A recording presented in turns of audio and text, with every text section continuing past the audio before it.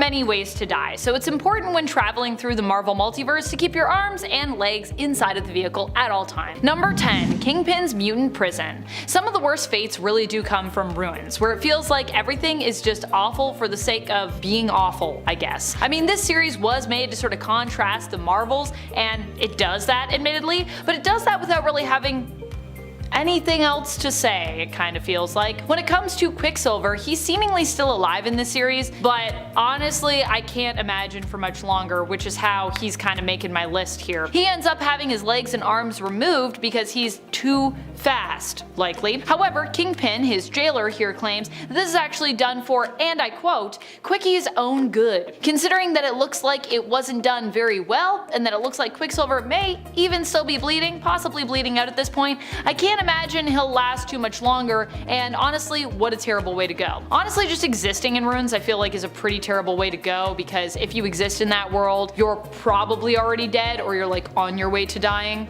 I mean, even the protagonist, the narrator we follow on this journey, Phil Sheldon, is, so yeah. And he's like the protagonist, so, or at least the narrator. I would say he's still the protagonist. He's still kind of the character we follow. And friends, before we move on to our next spot on this list, if you love what we do here at Top 10 Nerd, and if you love when we talk about pretty bleak things, be sure to let us know by clicking that like button. Number 9. Invisible Woman. Marvel Zombies really does have some of the most gruesome deaths, which is why I would never want to go there myself. This one at least was kind of going to a person that deserved it though, although I feel bad about saying that because I really do love this character, so like it's still sad that this happens in this reality. We are talking here about She-Hulk's death. I do love She-Hulk, although in this instance She-Hulk was already zombified and it kinda ate the kids of Susan Storm aka Invisible Woman and Reed Richards aka Mr. Fantastic in this universe, Valeria and Franklin.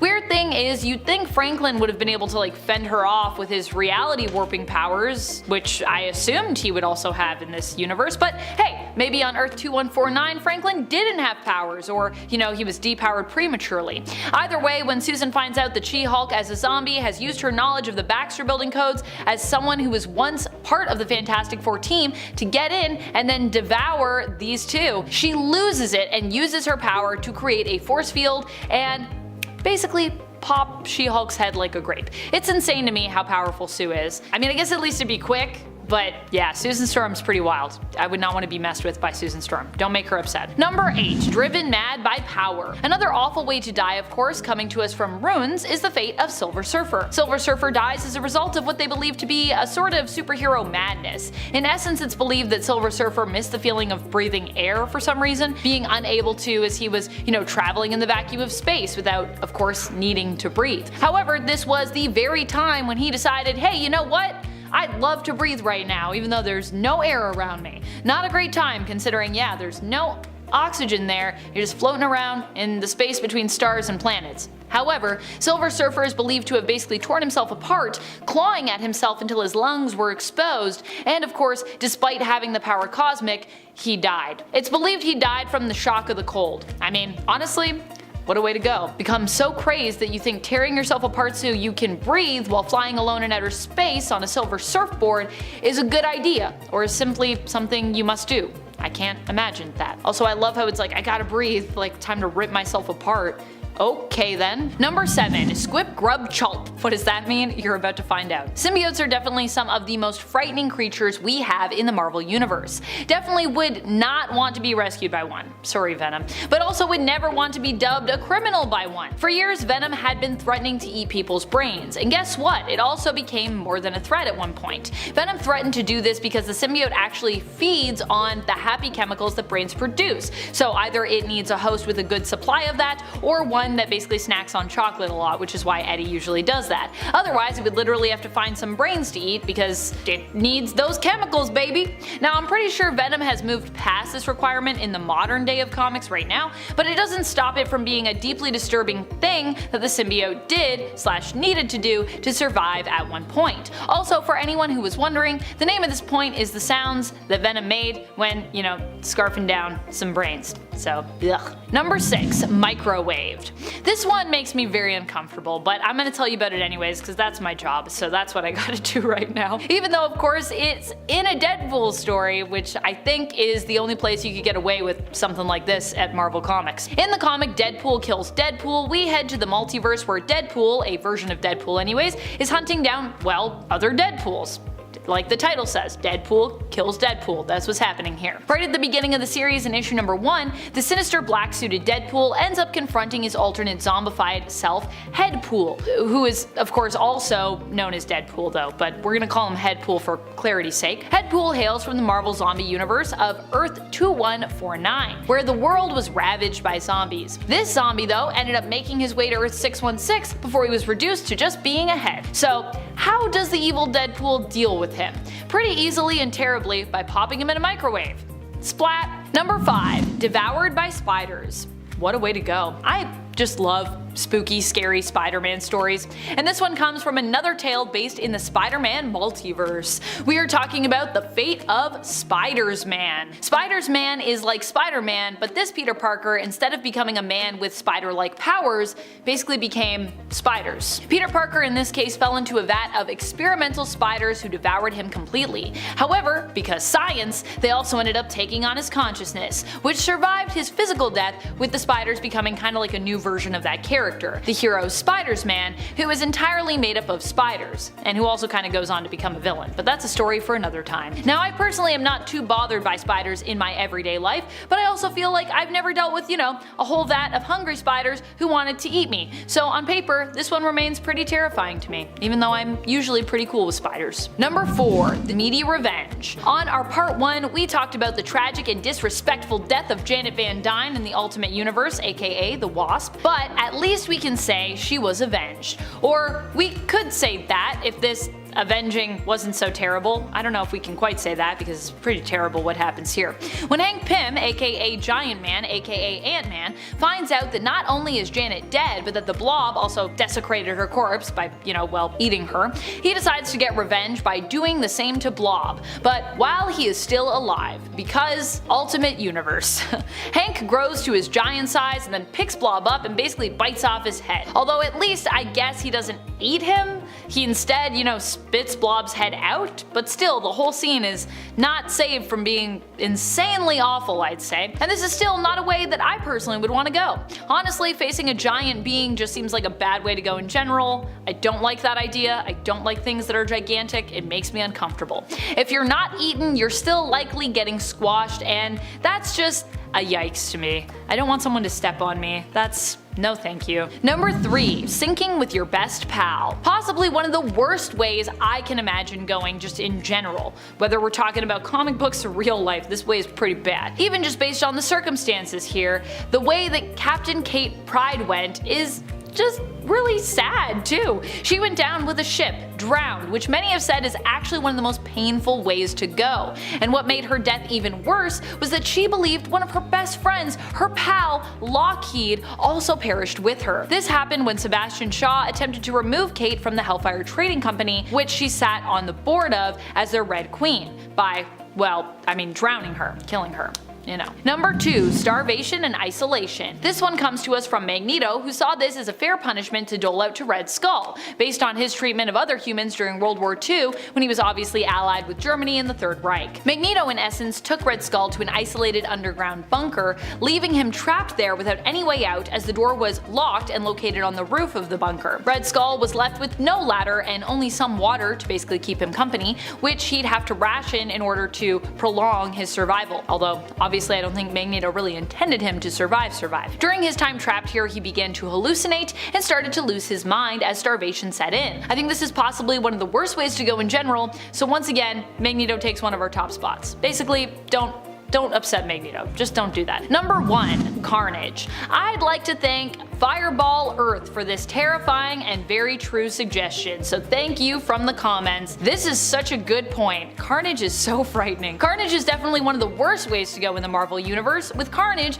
you not only have to deal with having your life ended by a symbiote, which honestly, like I said, is terrifying enough, but you also have to deal with Cletus Cassidy, who is the other part of Carnage. Carnage is one entity made up of 2, serial killer Cletus Cassidy, and his soulmate, the alien symbiote offspring of Venom, who we often name Carnage, but technically Carnage is the entity of both of them together. Anyways, this symbiote is actually Venom's first child, who quickly became known as one of the most cruel and deadly out there, largely due to their connection to Cletus. I've seen what Carnage does when he has a whole town full of people to play with in Carnage USA, when the villain took control of an entire town, and it is definitely not pretty. Hands down, it's one of the most frightening Carnage stories I've ever read, so I would not want to be part of that at all. No thank you.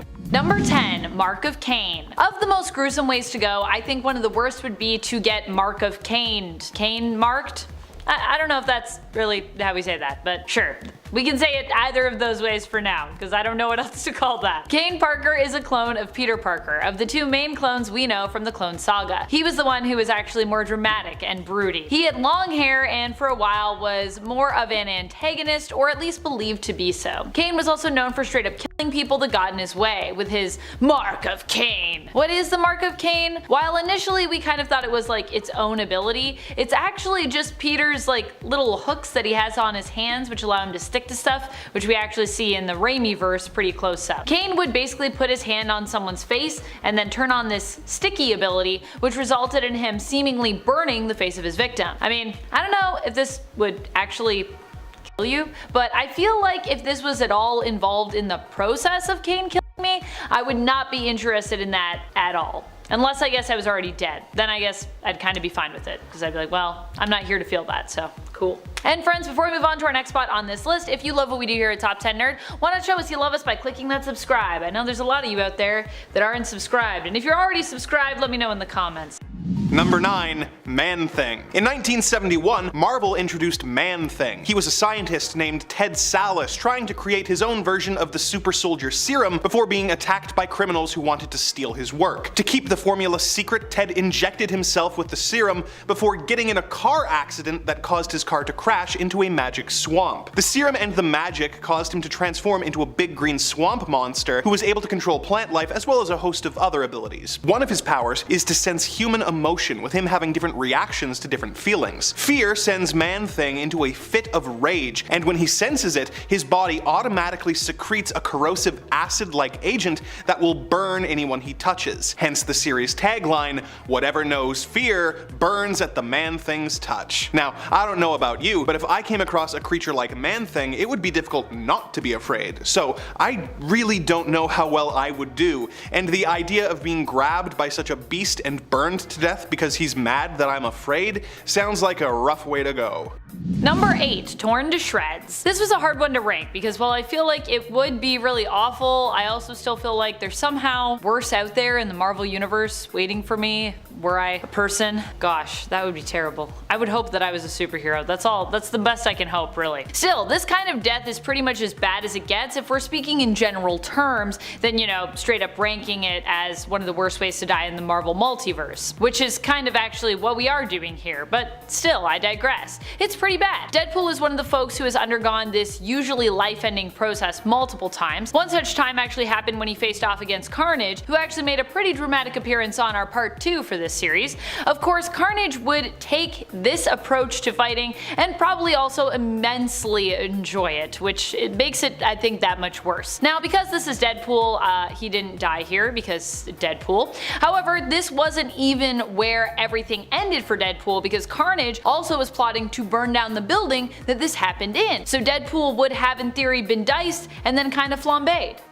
Number 7. Absorbed by the Hulk. One of the most feared figures in the Marvel universe for both hero and villain alike is the Incredible Hulk. Despite his reputation as a giant raging green monster, the Hulk goes out of his way to not be responsible for the deaths of any of the civilians or villains that he has to fight while rampaging through the world. Despite this, it does happen from time to time. In the Ultimate Universe, the Hulk is known for eating people, which is of course a terrible way to go, and getting smashed by the Jade Giant would of course be a horrible experience, but I think the worst way that you could meet your end at the hands of the Hulk is the way featured in Immortal Hulk number 8. In this issue, the Hulk has been captured by a secretive Black Ops organization called Shadow Base. In order to prevent the Hulk from escaping, they have vivisected him into multiple pieces which they keep in separate jars, in order to prevent his healing factor from allowing him to come together and escape. The evil Dr. Clive, who is in charge of the program, is running various cruel experiments on the Hulk in order to fully understand the power of his healing factor. Little did Clive know, he was doing exactly what the Hulk wanted him to. He wanted Clive to run the experiments so that he could learn more about himself, and once he knew what he needed, he controlled his hand in one of the jars to snap its fingers, creating a shockwave that shattered the jars, allowing Hulk's various parts to reform and heal. Hulk took Dr. Clive's treatment personally,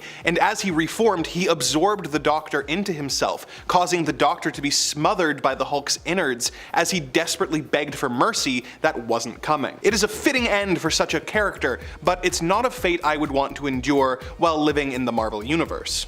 Number 6. Ripped in half. Being ripped in half really does not seem fun, and yet for some reason this is a very common way to die when it comes to Marvel Comics. I can't count how many times someone has been ripped in half. I literally can't, because every time I attempt to, I actually think of another occurrence of this happening, and then I have to start all over again. So it's very hard for me to put a number on that one. It's terrible. Or, you know, maybe it's just comics. The one thing I'd really warn against, you know, if you're looking out from us at the Marvel Multiverse, is that while living in whatever world you are in, you should basically never do this to another person, be they villain or hero, regardless of your alignment or their alignment. Just don't do it. I've seen this kind of could basically come back to haunt characters who generally also get torn in half by someone else as some kind of like karmic payback. So if you've done it to someone, it's probably coming for you. Number 5. The U-Men. The mutants of the Marvel Universe have had a pretty rough go of it, being subjected to many atrocities due to the prejudices of the humans that despise them. Usually the humans are convinced that the mutants are dangerous and desire their extermination, so they can take their place as the next step in evolution, which makes the humans try to exterminate them first. Other comics explore how the mutant hate doesn't really make a lot of sense, as the humans will praise the superpowered beings until they find out that they're mutants, at which point they will turn against them. However, some of the humans hate the mutants out of sheer jealousy. For example, the Homo Perfectus movement, which are humans who believe that they are mutants stuck in human bodies and wish to undergo surgery to empower themselves with mutant powers. There was a cult-like faction of the group called the U-Men who swore against ever having contact with the impure world until they had had their powers, and wore containment suits until they could be transformed. The way the U-Men went about this was by traveling the country and capturing mutants who they would then harvest organs and body parts from in order to empower their members. Life for mutants is hard enough, but being captured by an insane cult with a military budget who want to dissect you and steal your body parts in a crazy quest to steal your powers is one of the worst, as it is a painful and demeaning way to go, as in the words of their leader, John Sublime, to them, mutants are just livestock. Number 4. Daken. What's worse than being livestock? Being Daken's livestock, I guess. If Wolverine is the best at what he does, Daken is the one who simply enjoys what he does a little too much. Daken is a trained killer, and we get to see this side of him on full display during his fight against the Punisher during Dark Reign. It was during this era of Marvel that we saw Norman Osborn take over as leader of the Avengers after S.H.I.E.L.D. was no more, and he was basically put in charge of his very own organization, which he named Hammer, an acronym that stands for, well, nothing really. Osborn just liked the sound of it. During this time, working for Osborn, the Dark Avengers were given a list of targets for them to remove, them to get rid of. One such person on that list was Frank Castle. This death is also what we'd call overkill. Daken not only tears Frank apart and runs him through with his claws multiple times, but in the end, he also removes his head. Of course, Frank wouldn't straight up die, but instead would later return as the undead Frankencastle, but regardless, I still think this would be a terrible way to go. Number 3. Miss Arrow. When Spider-Man was killed by Morlun in the Others event, his body was put in a cocoon under the Brooklyn Bridge until he returned to life. He shed his skin, and this skin was taken over by a bunch of spiders, who formed a being called Arrow, who was intent on killing Spider-Man once and for all. Arrow began going by Miss Arrow, and she tried to impregnate Flash Thompson with an egg sac that would give birth to thousands of her offspring, but was stopped by a shotgun-wielding Betty Brant. Miss Arrow tried to escape, but Spider-Man pursued her, eventually managing to force her into the Central Park Zoo's aviary. The various exotic birds were thrilled with the group of spiders before them, and went about eating Miss Arrow one spider at a time as she thrashed and screamed. The birds ate almost every spider, leaving only one left, which Spider-Man promptly stepped on. Number 2. Sabertooth. While Daken and the U-Men are both pretty terrible, if there was one person I wouldn't want to be killed by in the Marvel Universe, it would probably be Sabertooth. Victor Creed is probably one of the most vicious and evil characters we have in the Marvel Universe. Sure, he's done some heroic stuff before, mainly when his alignment was flipped or if we're talking about alternate realities, but this is a man who legitimately revels in violence usually. When he was sent to the pit in Krakoa as punishment, he used this time to kill all the X-Men and heroes he felt had ever slighted him. In his dreams, of course. This wasn't real, but it was still pretty brutal. And when that was done, he decided to create his own hell, and then plot his own escape, even double-crossing the prisoners that he had planned his escape with. Yeah, Creed has to be one of the worst ways to go, hands down. Number 1. Deadpool's counter to the healing factor. On Earth 12,101, the X-Men grew tired of Deadpool's instability and insanity and had him committed to the Ravencroft Asylum, hoping that he would be cured of his madness. Unfortunately, his doctor was really a disguised psycho man who was using his position to try and brainwash insane people into doing his bidding. He took away the voices in Wade's head, but they were replaced by a new voice that was telling Deadpool to kill everyone. He became aware of his status as a fictional puppet and went on a killing spree of everyone in the Marvel Universe, both hero and villain alike. We get detailed accounts of how he kills the various characters in increasingly brutal and twisted ways, with some highlights being him taking out Thor by growing his hammer with Pym particles so that Thor is crushed underneath it, or trapping the X-Men in an insane death trap. But out of all the fates he subjects the various characters to, I think the worst is what he does to the characters with healing factors. Being a character with a powerful healing factor, Deadpool is uniquely qualified for taking out other such characters, and as Wolverine discovers when he walks into a trap, Deadpool has it all figured out. He has captured Daken and X-23 and left them suspended with a computer-controlled flamethrower. The computer keeps track of their vitals, and every time they come back to life and begin to regenerate, the flamethrowers go off and reduce them to skeletons again. So they are trapped in a continuous cycle of being burnt to death, barely coming back to life, and then immediately being burnt to death again, forever. Number 10. Dark Beast. I think the worst thing about being killed by Dark Beast would be the fact that he would likely do everything in his power to actually, not kill you. Which sounds counterintuitive to this list, but just go with me. He would just keep you alive while he subjects you to terrible biological experiments, which sounds pretty awful. Dark Beast is the alternate version of Hank McCoy of the X-Men who hails from Earth 295. Here, he is not a member of the X-Men, but one of Apocalypse's lead geneticists and allies. Earth 295 is basically an alternate reality where Apocalypse successfully conquered the Earth, spinning out of the Age of Apocalypse event and follow-up line. I would at least say that Age of Apocalypse kind of became a comic line afterwards because although the timeline kind of got fixed, it continued to go on. Dark Beast tends to focus more on experimenting on folks to improve them or simply to learn more about them. Also, improve them. According to Dark Beast, they're improvements. However, he isn't as morally sound as Earth 616 Hank is, which is why you wouldn't want to become his victim. Although right now, Beast of Earth 616, the main continuity, feels like he's kind of becoming more and more like his darker AOA counterpart. Honestly, being killed by Dark Beast would be terrible because it would likely be long, and drawn out, and in the end the dying would actually probably feel like a relief in comparison to everything else that you went through leading up to it. And friends, before I move on to my next spot on this list, if you love when we talk about some of the worst things to have happened in comics, you should check out our Worst Things That Happened playlist. We have one of those. Go check it out. Click the thing somewhere over here.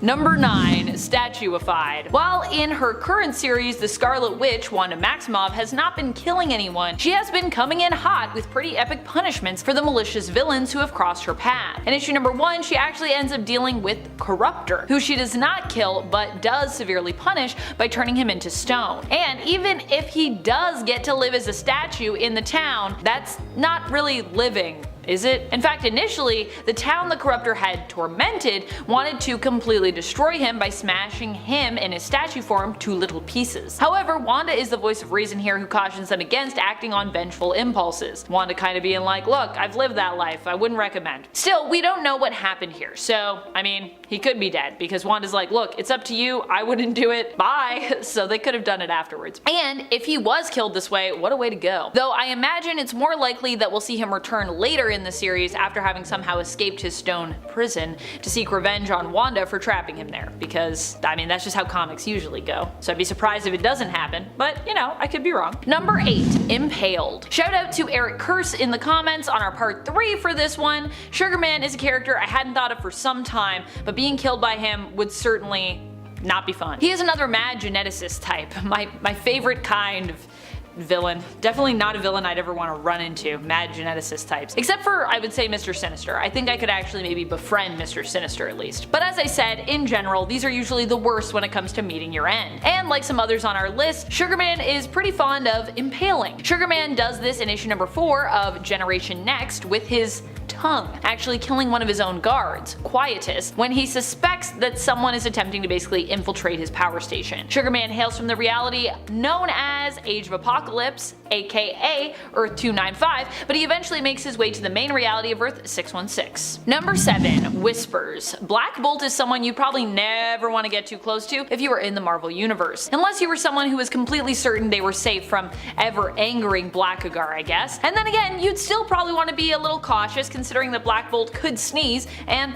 accidentally kill you, especially if you were a squishy human, as both you and I are right now. Or are we? Well, I'm assuming you're a human. If you're an alien or a mutant, leave an alien, or there's no mutant emojis, leave an X emoji in the comments so we can get a clear sense for how many off-world nerds and how many mutant nerds we have watching this video right now. Black Bolt has merely gone up to someone, whispered into their ear, and obliterated them in the past, and I gotta be honest, it doesn't sound like the most pleasant way to go. It doesn't sound like the most pleasant way to go. Haha. I didn't even realize I did that, but there it is. Pun accidental, but intended for sure. Number 6. Kissed goodbye and tossed into the sun. That was how The Void went in issue number 8 of the second volume of Sentry. The Void is basically the dark reflection of Robert Reynolds' Sentry. Sentry is a superhero from Marvel whose powers make him comparable to Superman in terms of the sheer strength he possesses. He is said to have the power of 1 million burning suns, but apparently it only took one sun to defeat the Void, at least this time around. The Void, of course, would return because he's kind of like always gonna come back in some way. Still, I think getting thrown into the sun after being kissed goodbye by your good alter ego is a pretty wild way to go. Also, would that not be terrible for you as the Sentry? We don't see it on panel, but like I kind of have to imagine it would feel a little bit like burning half of yourself away, as the Void is meant to represent the darker side and temptation of Bob's power. Sentry is both Sentry and the Void, so yeah. Also, what would that fight look like if you were just like watching it in space? Does it just look like the Sentry like fighting himself? Probably not. It's probably like an actual shadow entity, but it would be kind of funny if it was him fighting himself. Number 5. Shallow water. Oh boy, this is not just a terrible way to go in terms of physically what is happening here, but also in terms of the emotional stakes that are involved in this one. We're talking about the death of Daken. I know in part 3 of this series we talked about how awful it would be to be killed by Daken, but at the same time, this story kinda makes me feel for him. Daken is the son of Wolverine, who was basically manipulated into hating and resenting his dad since he was a kid. At one point, the two are pitted against one another by Sabertooth, and Wolverine is forced to take him out, using one of a few weaknesses that both he and his son share: water. Ugh. Wolverine drowns Daken in a puddle as we get a vision, a dream, if you will, of what life could have been like were Daken actually raised by his biological parents, Logan and Itsu. This death wouldn't stick, and now we know Daken as the anti-hero Akahiro, his given name, but that doesn't make it any less tragic or awful. This was still a pretty terrible thing that happened. Number 4. Heartless. So admittedly, the way Magneto went was pretty epic, but at the same time sounds like it would be immensely painful and stressful were you to be in his shoes. Magneto ended up being perma-killed, or at least perma-killed for now, I guess we could say. Might be forever, but probably just for now. On Mars, aka planet Araco, while helping to defend the planet and its Iraqi mutant population against Uranos. Or at least that was the beginning of his end, I should say. Uranos ripped out Magneto's heart and left him for dead, but through sheer will, Eric used his Master of Magnetism powers to keep his blood pumping through his body, and ended up continuing on. He even got in a rematch with Uranos with a shockingly fantastic assist from Storm. Oh, such a good moment. In the end, Uranos was defeated, but Magneto was left dead. I can't even imagine fighting Uranos on a good day, never mind doing it while heartless and maintaining my own life support. Also, if you missed when this happened, you want to go check out AXE Judgment Day, or Axe Judgment Day, which is also a pretty fun event, I will say. I enjoyed it. Number 3, becoming Ultron. If you've been watching Top 10 Nerd and the content I make over here for a while, then you likely know that one of my biggest fears is possession. So needless to say, this is one that gets me. For this demise, we're talking about the complete eradication of Hank Pym, which is awful, especially in the sense that when it happened, we didn't even really understand that Pym had actually died. Hank Pym at one point ends up being merged with his evil creation, Ultron. Ultron forces the two of them to merge together, and something new is made, this hybrid being identified as Ultron Pym, and for a while we actually believed that this entity was both Hank and Ultron together. However, we later learn in the Tony Stark Iron Man series that Hank had actually died when this happened, and that the version of him that seemed to exist still within Ultron Pym was actually nothing more than a simulation. In other words, Ultron Pym is just Ultron walking around in like a Hank Pym skin suit, which is horrifying to think about. Number 2, Cassandra Nova. Cassandra Nova is definitely someone you don't want to mess with if you're in the Marvel Universe. In fact, you probably just don't even want to meet her. You probably just want to stay far away from her. She's basically the evil twin of Professor X, who is known for being just as powerful as he is, if not more powerful sometimes, and definitely a lot more evil. She has taken people out in a variety of horrible different ways, but I think one of the worst was definitely Donald Trask's ending. I don't even know how to describe what happens to Donald Trask in issue number 115 of the new X-Men. Nova basically copies his DNA and then like phases her hands through him. Although I imagine this is happening psychically, or that it's meant to be what's implied here. But with Nova, I mean, you never really know. This could be psychically, or it could be physically, or it could be both. This could be some kind of telekinetic trick of hers where she literally does manage to put her hands physically through your head to kill you. I mean, Nova's a telepath, not really like a telekinetic, but I would believe if she was like, also I'm that too. I would believe that she just psionically is on a whole other level. Either way, ouch. What's worse is she was of course copying Trask's DNA so that she could gain the ability to control and command the Sentinel army. Ugh. Number 1, Dire Wraith. Big thanks to Canon Ranger for this suggestion. Goodness, are Dire Wraiths frightening. Touche. These creatures basically assimilate you, allowing them to adapt to your shape and even absorb your knowledge and memories that you've gained throughout your time living. They do this by piercing your skull with their barbed tongue and basically sucking all that knowledge and brain juice out of your noggin. In the process, you shrivel and pretty quickly die. Yikes. I don't know about you, but this is not a way that I would like to go. I feel like the idea of anyone sticking their tongue into my skull just, yeah, that sounds nasty in like the worst way possible. This also really plays on my fear of possession, because after killing you, the Dire Wraith can then kind of like adopt your form and then use it to get close to your loved ones and, you know, possibly also kill them, which would terrify me in my last moments of life to think about that. Number 10, freshly hatched spiders. Yuck! This is one of the worst ones out there if you're asking me. It comes to us from one of my all-time favorite spooky Marvel stories, which is featured in Edge of Spider-Verse, issue number 4, the previous Edge of Spider-Verse, not the newest one to come out. And the story that we're talking about here is that of Patton Parnell. I love Patton Parnell. Patton Parnell is an alternate version of Peter Parker who is basically a psychotic serial killer in the making. Once he is transformed by a radioactive spider bite, he gains more confidence and literally turns into a monster. He gets revenge on his Uncle Ted, who has mistreated him throughout the years, by placing spider eggs inside of him. Yikes! And, well, those eggs hatch. Uncle Ted isn't the only one who seemingly meets his end this way either. And friends, before I move on to our next spot on this list, if you love what we do here at Top 10 Nerd, why not smash that subscribe button? I know there's some of you out there, some of you that aren't subscribed, probably not you folks that are commenting. I know you're probably subscribed, but you over there, yeah, you should subscribe. Number 9, Lights, Camera, Fire. I feel like so many of these are going to come from Punisher comics because honestly, it's one of the darkest characters we have over at Marvel, and he has also had his own Max series, which was basically all about living on the edge when it came to more graphic subject matter. So if you want some of the worst ways, that's where you're gonna go. You're gonna go to Punisher Max. Case in point, in issue number 30 of Punisher Max, when Frank is in in the midst of hunting down those who own an operation that treats people as though they were mere objects. It's a thing I can't say on this platform, but I think you know what I'm talking about here. It's that kind of operation where you're treating people like they're not people. One of the worst things a person can do in terms of business, and one of the most powerful motivations in comics for heroes, or rather anti-heroes, to seriously mess up some bad guys, which is exactly what Frank does to the men involved who are stationed in America. And woman. The older man, Tiberiu, Punisher captures and lights up, recording his demise on film as a warning to be delivered to those in Moldova. Number 8. Strung up like a Christmas decoration. This is going to be an interesting one to try and describe here. Whew, I do not envy myself in this moment. This demise also comes from the Punisher Max issue. Same story, but an earlier issue. Here in issue 28 of the series, before he gets to the head of the operation, Frank deals with his son, Christu, attempting to get information from him on his father, Tiberiu, and their associate, Vera. He attempts to get him to talk by seemingly numbing him and using his organs as basically decorations for a tree. I don't know of Christu's fate, but I can't imagine it ended well for him, knowing how Frank usually deals with criminals. In fact, I'm pretty sure everyone has assumed, based on other things that are mentioned, or just in general based on Frank's nature, that Christu does not make it.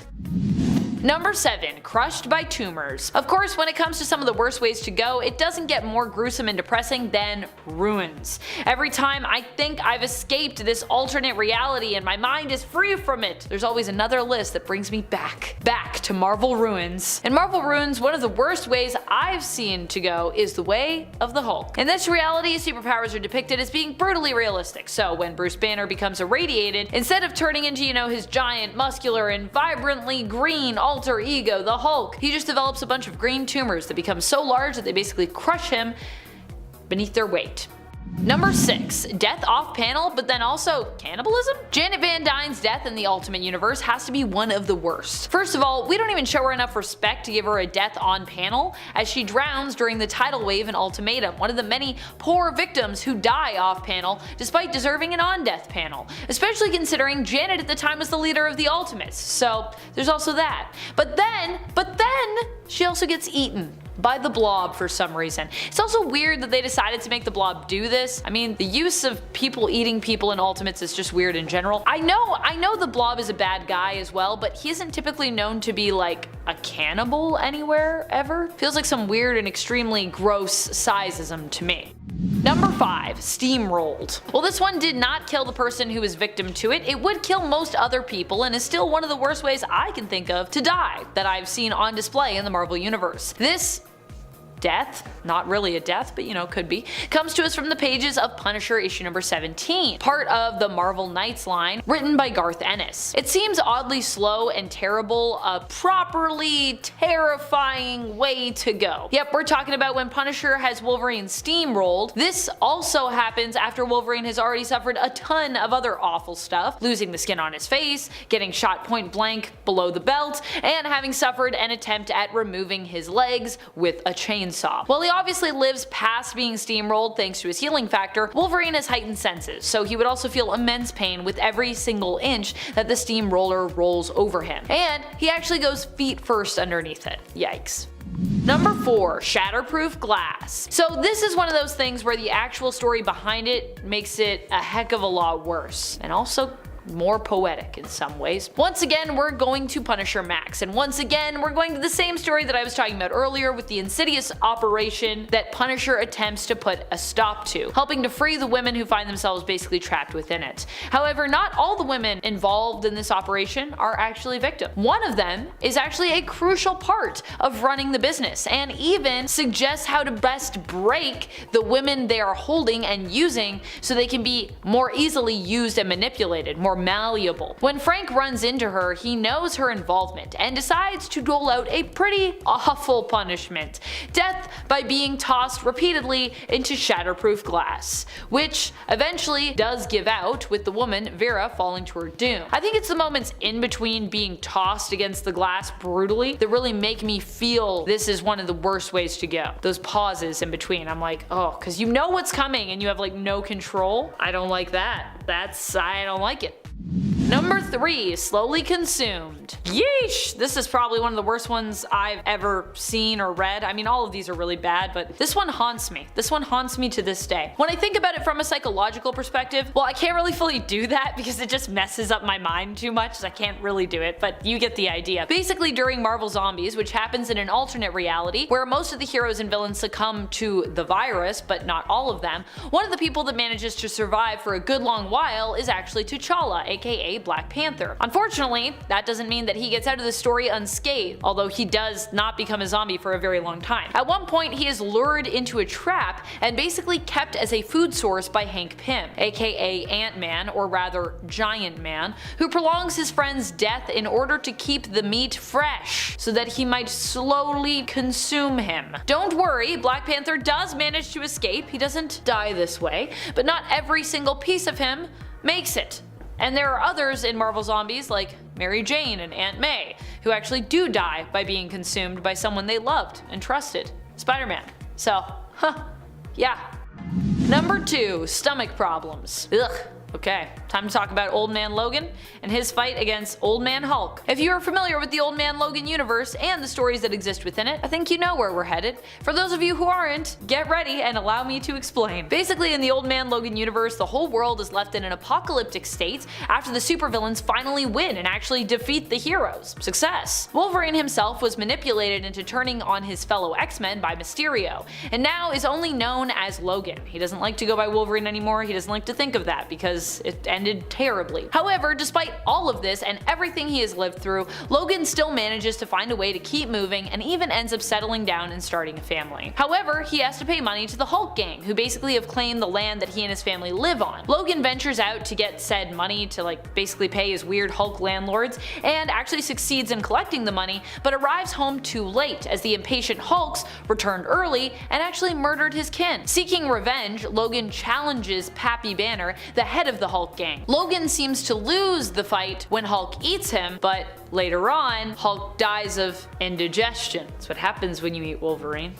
Number 1. Magneto. I think simply facing Magneto would be one of the worst ways to go. He is not a man I would ever want to come up against. I've seen him torment people by pulling all the metal out of their blood, pull off Wolverine's adamantium coating from his skeleton through his skin, and torment and kill a woman with a paperclip. And let's not forget that Magneto at his most skilled and powerful can actually just control blood flow in your body and your brain, basically taking control of your mind or just preventing oxygen from getting to your brain, thereby basically suffocating you in a really terrible way. He is basically one of the most frightening people that the Marvel Universe has to offer, and being killed by him for whatever offense he deems worthy of death, I imagine, would just be downright terrible, no matter what it was. Magneto isn't usually one known for doling out quick and painless punishments or deaths, so yeah.